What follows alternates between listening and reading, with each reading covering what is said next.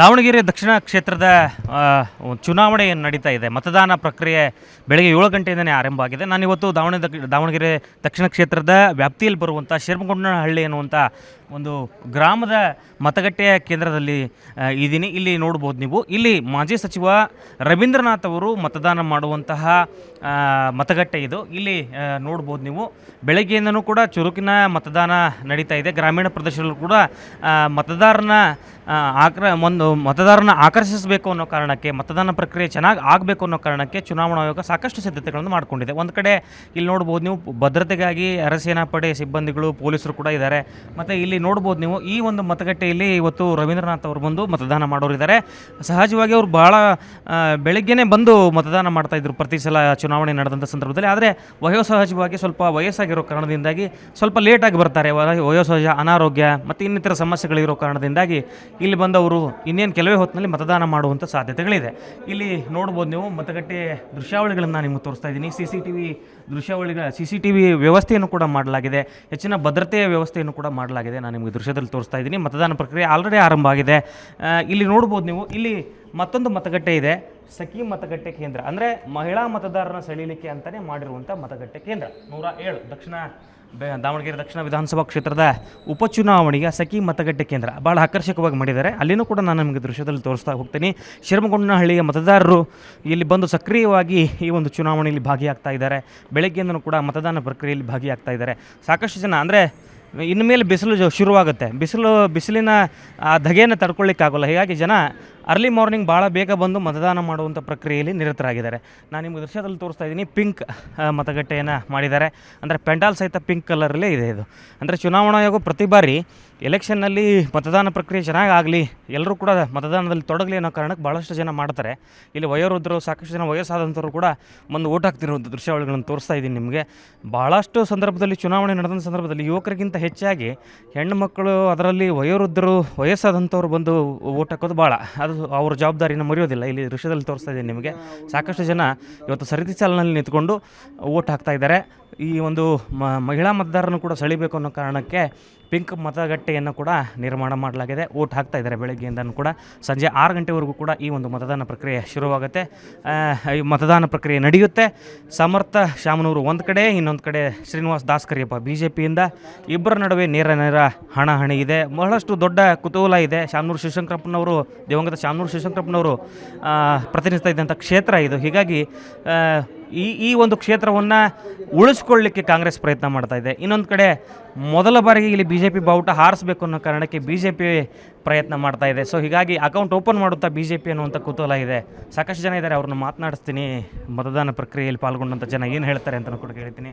ಅಜ್ಜರ, ಶಾಮನೂರು ಶಿವಶಂಕರಪ್ಪನವ್ರು ನಿಧನದ ಬಳಿಕ ಇದು ಶುರುವಾಗಿದೆ ಎಲೆಕ್ಷನ್ನು. ಇವತ್ತು ಭಾಳ ಲಘು ಬಂದಿರಿ. ಭಾಳ ಜನ ಇನ್ನೂ ಯುವಕರು, ಹುಡುಗರು ಯಾರೂ ಬಂದಿಲ್ಲ. ಏನು ಹೇಳ್ತೀರಿ? ಮಾಡಬಿಡ್ರಿ, ಯಾವುದೋ ಒಂದು ಮಾಡ್ತಾ ಸರ್ ಮಾಡ್ತೀರಿ. ಇಲ್ಲಿ ಮತದಾನ ಮಾಡೋದಂಥವ್ರು ಕೂಡ ಇದ್ದಾರೆ, ಅವ್ರನ್ನ ಕೂಡ ನಾನು ಮಾತನಾಡಿಸ್ತೀನಿ. ಮೇಡಮ್, ಈಗ ಇಲ್ಲಿ ಇದ್ದಾರೆ, ಮತದಾನ ಮಾಡ್ಲಿಕ್ಕೆ ಬಂದಂಥವ್ರು ಇದ್ದಾರೆ, ಮಾತಾಡಿಸ್ತೀನಿ ನಾನು. ಏನಂತ ಕೇಳೋಣ. ಭಾಳ ಹಿರಿಯರಿದ್ದಾರೆ. ಏನು ಸರ್, ಈಗ ಮತದಾನಕ್ಕೆ ಬಂದಿದ್ದೀರಿ, ಶಾಮನೂರು ಶಿವಶಂಕರಪ್ಪನವ್ರು ಪ್ರತಿನಿಧಿಸಿದಂಥ ಕ್ಷೇತ್ರ, ಏನು ಹೇಳ್ತೀರಿ ಕ್ಷೇತ್ರದ್ದೆಲ್ಲ ನೋಡೋದಾದ್ರೆ? ಇದೆಲ್ಲ ನಮಗೇನು ಭಾಳ ಉತ್ತಮವಾಗಿ ನಡೀತಾ ಇದೆ. ನಮ್ಮ ಶಂಕರಾಚಾರ್ಯ ಬದಲಿ ನಮ್ಮ ಸಮರ್ಥ ಮಲ್ಲಿಕಾರ್ಜುನ ಬರ್ತಾರೆ ಅಂತ ನಮಗೆ ಭಾಳ ಬೆಂಬಲ ಇದೆ. ಯಾಕಂದರೆ ಅಷ್ಟು ಒಂದು ಪುಣ್ಯ ಕಾರ್ಯಗಳು, ದೇವಸ್ಥಾನಗಳು, ಆಮೇಲೆ ಜನ ಪರಾಗ ಒಳ್ಳೊಳ್ಳೆ ಕೆಲಸಗಳು ಮಾಡಿದ್ದಾರೆ.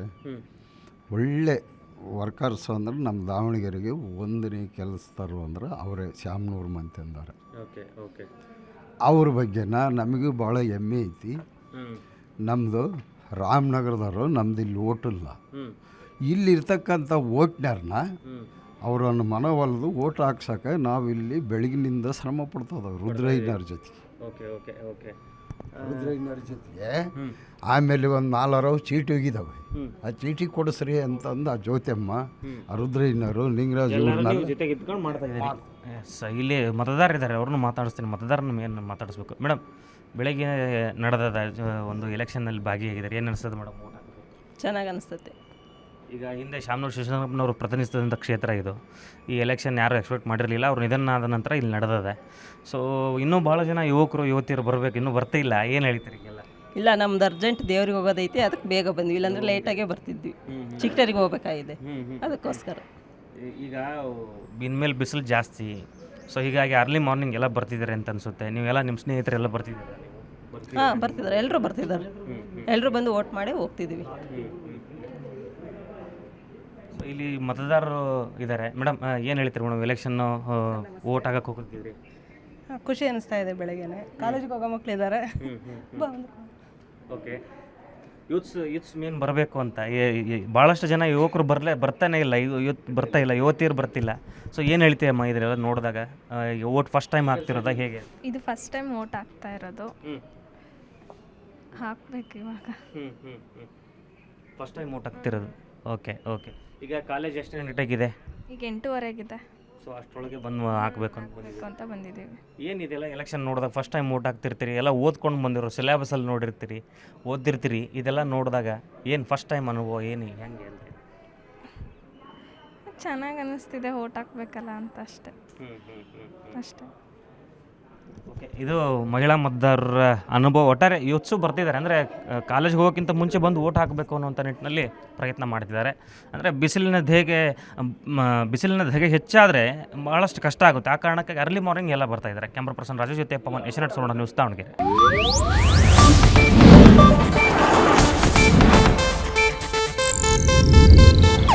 ಇದು ಏಷ್ಯಾನೆಟ್ ನ್ಯೂಸ್ ನೆಟ್ವರ್ಕ್ ಪ್ರಸ್ತುತಿ.